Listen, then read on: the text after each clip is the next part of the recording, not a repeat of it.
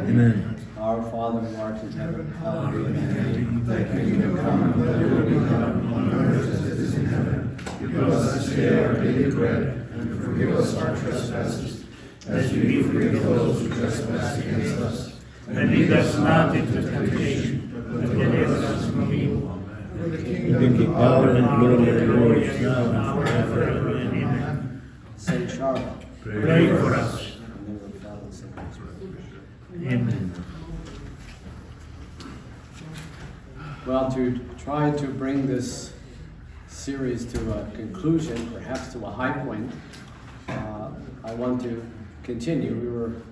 We were on the second level. Now we're going to try to get to the third level. At the end of the last talk, I talked about the idea of simplicity, of singleness. There's another theme that I'm sure you would find in all spiritual traditions, especially in the East. It's more, I guess, mentioned at length in the Byzantine tradition, and that is the idea of stillness. Stillness, hesychia. We have the whole hesychast tradition in the Byzantine tradition, and the idea here is that in order to be able to deal with the divine, we have to have a real situation of stillness. Now, of course, to us here in the modern world, and of course to active clergy, that is a real challenge.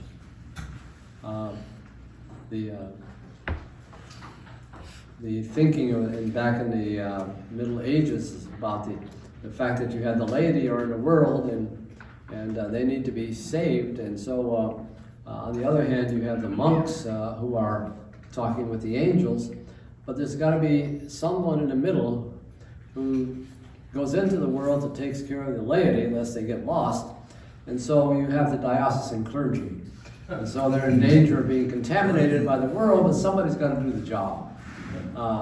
Well, so the point here, though, is that even for diocesan clergy, we need to have an environment of stillness.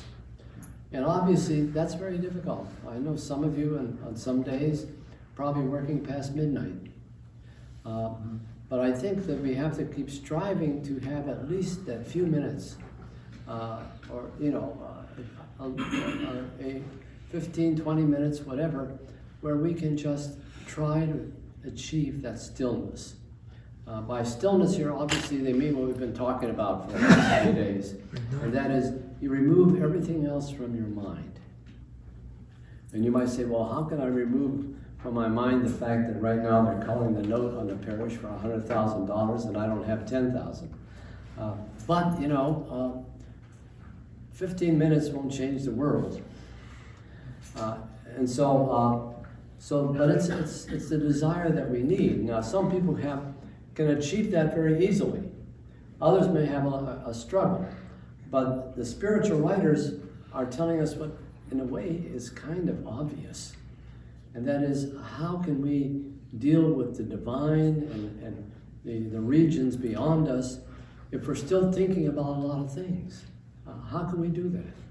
So the goal is to try to achieve this kind of stillness, this kind of serenity, kind of quiet, so that we can achieve that kind of moment of prayer. John the Solitary points out that the region of the divine is silence. The region of God is silence. In fact, he will comment in other places that when you and I are either in that moment of high prayer or even in heaven, we're chanting a silent Kadishat with the angels because their sound is beyond our sound. So we're beyond the supersonic, beyond the dog whistles. So we're at a point where we're beyond all these things. So this is at least the goal to try to achieve. So we want to move into that third level of perfection. And for John the Solitary, this level is where we try to seek divine wisdom. We try to get that wisdom that is beyond human wisdom. As I've said so many times now, beyond the wisdom of philosophy. And so the whole idea here is how can we, again, through all we've learned in the scriptures, in our own meditation and contemplation and prayer, how can we begin to reach this part of us, the divine that is in us, where we can get into this place of the holy. The interesting thing here is that John the Solitary is perhaps the first one who came up with the idea of silent prayer. Now, I'm not that great a scholar into the history of prayer, but that's what I found in some authors, that among the early writers, he's the first one to really develop this idea of silent prayer. Not the prayer that we have at Evagrius, which is the mind contemplating the Trinity, but a prayer that puts us somehow in that heavenly realm. And so for him, what we need to do is to go beyond the interior prayer that we have into this higher level. Now, the example he uses is something we talked about the first day, and that is that the Word of God left silence and became voice. And so he became earthly, he became corporeal. But now, those of us who, like Christ himself, who achieved, obviously, this profound prayer, that now we want to retrace what the incarnation is and go from voice back to silence. And so this is the real challenge. Again, Jesus is the paradigm, isn't he? Because one of the common things we see in all the scriptures is that he'd go off by himself. And I'm talking about the Word made flesh, the human Jesus. He had to get to know who his origin is. And so he is the real, as I say, example of this attempt at silent prayer. So, to achieve this, John comes up with the idea that there has to be really what he calls 5 types of silence. Now, when I heard Bishop Elias speaking today, I said, well, there goes half of my talk. But he said 5 types of silence. The silence, and I'm going to give you a description of each one. The silence of the tongue, of the body, of the soul, of the intellect, and of the spirit. So, silence of the tongue. You have to silence your evil speech. And I would say not just your evil speech, but your foolish speech.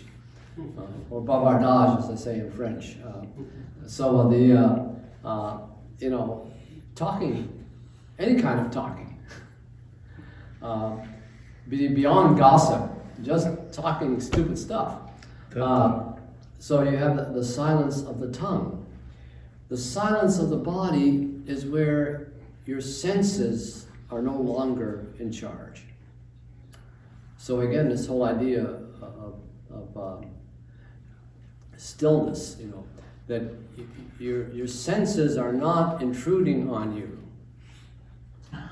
The silence of the soul is where the soul no longer is dealing with evil thoughts.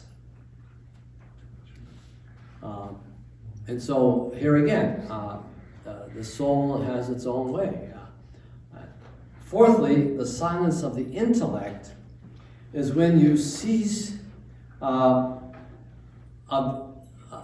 having all these other intellectual thoughts that come to you all the time. And And even he even includes here the silence that you might be getting from the angels. I mean, from the thoughts you're getting from the angels. He wants you to go beyond that. So you want a complete silence of the intellect. And then finally, the silence of the spirit is when God takes over. So now you're completely beyond your abilities. And God takes over. And you cross that boundary.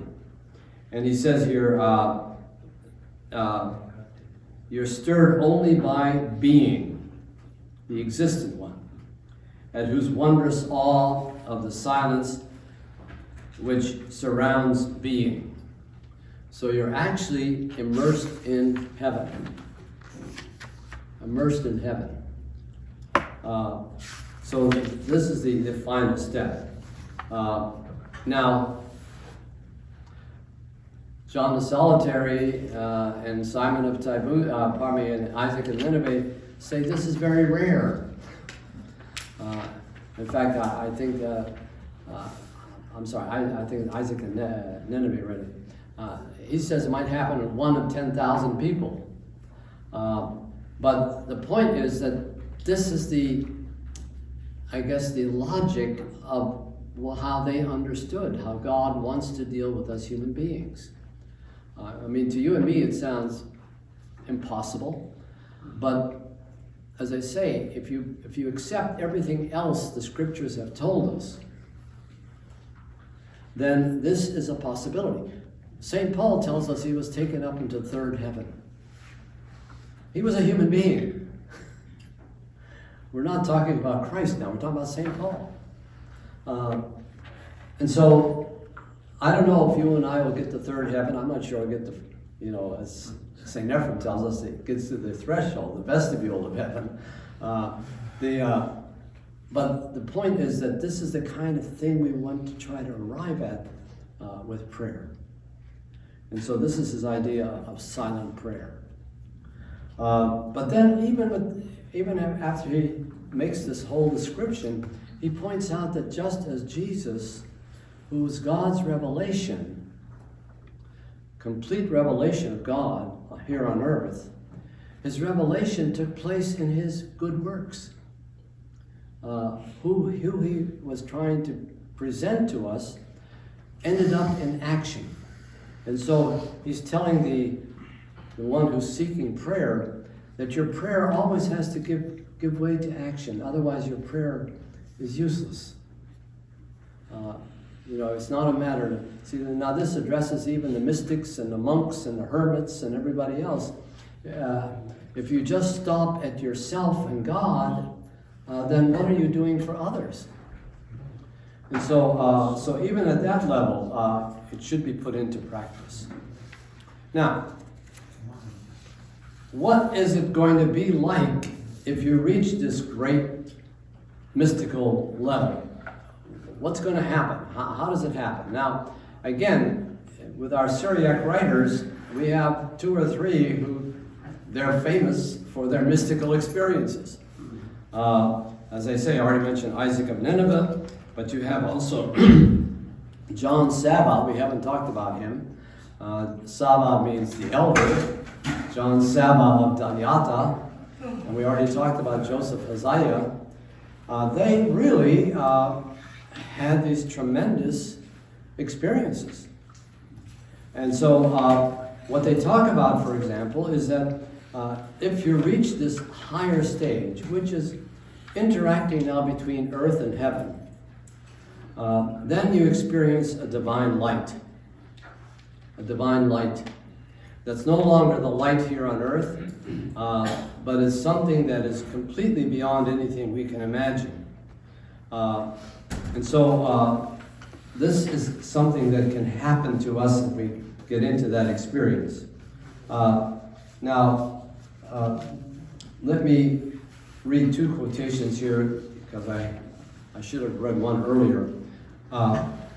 Here on page 6 of your citations, at the bottom of the page, there's a quotation about stillness.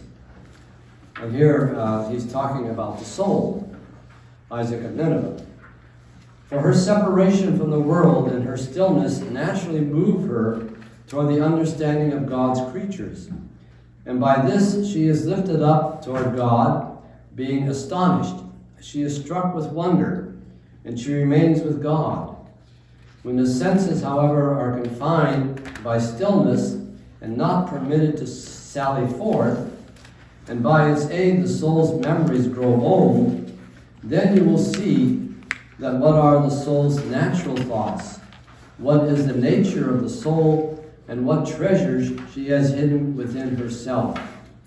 So regarding stillness here, it's very interesting. He says if you really can take all the thoughts away from your mind and consciousness, then you can focus. But also, he says, your memories, if you can practice that, your memories grow old. In other words, the memories that intruded on you are so far beyond that you're in this state of stillness. But now look at this quotation from John Saba, Divine Light, page 7. When it comes to prayer, it sees its own glory. This is the soul. And upon the soul there dawns the beauty of its nature, and it sees itself as it really is, and sees the divine light dawning in it and changing it into his likeness. While the likeness of its own nature is removed from its sight, and it sees itself as the likeness of God, being united with the light without likeness, which is the light of the Trinity, shining forth in the soul itself. It becomes immersed in the waves of its beauty and remains in wonderment for a long period. So what is he saying here? What I've mentioned before.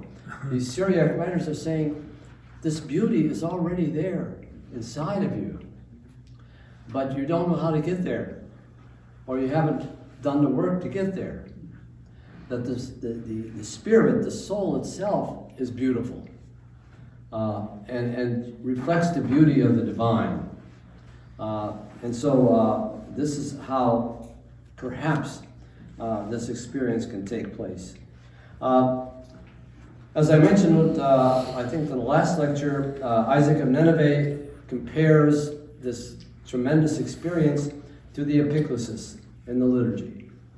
The Holy Spirit coming on not just the bread and wine, but on us. And also, of course, to the Annunciation, to Mary. That just as the Spirit overshadowed Mary, so the Spirit overshadows us. Finally, there are other things that begin to dawn on us. For example, Isaac of Nineveh, really influenced by Pseudo-Dionysius, says we reach a level of unknowing. So again, I know this language seems like a foreign language to you and me, but the idea here is that you're now in the presence of the divine, of God, but you can't handle it.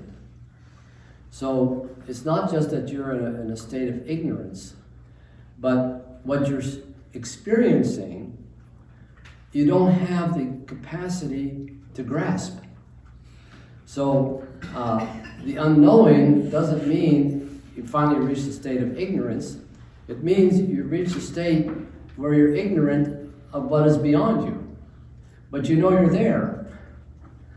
I think the example I use sometimes is the example when Moses is on Mount Sinai, and God tells Moses, I want you to be able to see me. Now remember, in the Jewish mind, if you see the face of God, you die. So what does God tell Moses? He says, in the darkness here, I'm going to walk by, and you're going to see my rear. And so the whole idea here is that we're in the presence of God. We know we're in the presence of God. It's like somebody, you're in pitch darkness in the same room with your lover. You know you're there, you feel the love, but you're beyond your faculties. And so this is why he would use the idea of the unknowing, that you're in a state where you can't know anything. Then they also talk about the idea of wonder. Wonder, intoxication, ecstasy. So here is the quote here on page 7, middle of the page. John Saba again. O man of God, be entirely aflame and embrace all that is around you. In order to see the beauty that is hidden within you, call out with a silent voice and without the noise of words, saying, O you who are hidden and veiled in me, reveal in me your secret mystery. Show me your beauty, which is within me. O you who have constructed me as a temple in order that you may dwell there, make the cloud of your glory repose in the interior of your temple, so that through love the servants of your holiness proclaim there a sanctus, boiling of fire and of spirit, in an ardent movement mixed of wonder and admiration, which in gravity and exaltation is animated from a living motion of the force of your essence. So again, the cloud, the Shekinah, the cloud in the Holy of Holies, to be here and you experience it with this sense of wonder. So this is, again, as I say with these guys, Isaac and Nineveh, John Sabbath, either they're telling you the truth or they've been smoking the wrong stuff. But the point is this: they are telling you this happened to me, in all humility. And so this whole sense of wonder. Then, of course, the end of it all here is you experience a union with the divine. And that's this quote here on the bottom of page 7. Consider the fire that unites with the iron in the furnace. The appearance of the iron is not perceived there anymore, because it now has the likeness of the fire through its union. You do not see two images, but one. The power of discriminating the natures has been removed, in that they have become the likeness of the supreme nature. The sons of God see themselves in the likeness of their Father. I remember when I was a young boy in Youngstown, Ohio. Father George is going to, Father Tony is going to be there. And the biggest company in Youngstown, Ohio is a steel mill, Youngstown Sheet and Tube. Third largest steel producer in the United States at that time, the third largest, after Pittsburgh and Birmingham. And as a young boy in school, they took us on a field trip to the steel mill. And we went down there where they had the blast furnace. And what you saw was the iron ore coming through the furnace out as an ingot, a bar, and all you saw was flame. So the steel and the heat were just flame. And so here is John Sabbath telling us his idea of how he felt his union with God. That there was a oneness there. He knew he was still who he was.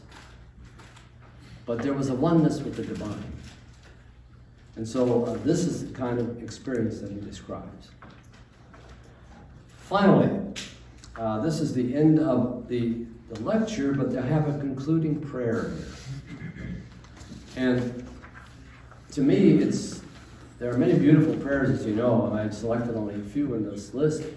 To me, in a way, this is my favorite prayer. Because it gives me an idea that I never saw before. And it's from Bishop Philoxenus of Mabuk. It's on your last page, page 8. Now, please note in this prayer, he's really talking about, for most of the prayer, he's talking about God. But he's saying, he starts off by raising the question. So here's how he starts. Who is the human being who could consider God by a vigilant thought, and observe his majesty, and examine his hiddenness, and see with his mind's eye. What are you seeing with your mind's eye? That serene and holy nature that has no need of anything, whose place is high and his dwelling is elevated, in whom all riches and blessings and treasures are gathered, which is entirely light and life and delights. Now, who is this God here? Who is the one who pardons, and the merciful one and good, who is benevolent and compassionate and full of love, who is becoming and desirable and beautiful, who makes petition and asks and urges every person to live. So here's God asking every person to live, who is anxious for our lives and seeks our discoveries, and is comforted with our comforts more than we, who is constantly making petition to us to take from his wealth and plunder his treasury and become rich from his treasures and not be poor, who does not rejoice in his life but in our lives, who because of our poverty was not sufficient to ascend to his wealth, he brought down his wealth to our poverty, who because he saw that we did not wish to become rich, he made himself poor in order to enrich us, who makes the soul that senses him taste the sweetness of the Spirit, whose grace is long and whose justice is brief, ready for forgiveness and slow for refutation. He has created our nature as beloved sons who are sought by him, and is not fulfilled until he has given himself to us in his love. And to me, that whole idea is that, in the West, they always talk about this poem by Francis Thompson, The Hound of Heaven, that God is racing after us. But this whole idea that he wants us to be happy. He wants us. It's like God worshiping man. And he's worshiping what he's created. This whole idea that, the image of God that I got after reading the Syriac fathers for the last 3-4 years is this: they take very seriously that he is the loving God. And you and I, we don't even know we're being loved. Anyway, I appreciated being with all of you. Believe me, first the alumni, good to see you all again. The priests of the eparchy that some of you I know, some of you I just met. It's been a pleasure and honor for me, and I'm so happy to be with you. And I appreciate so much the encouragement you have given me with your own remarks. So, thank you very much.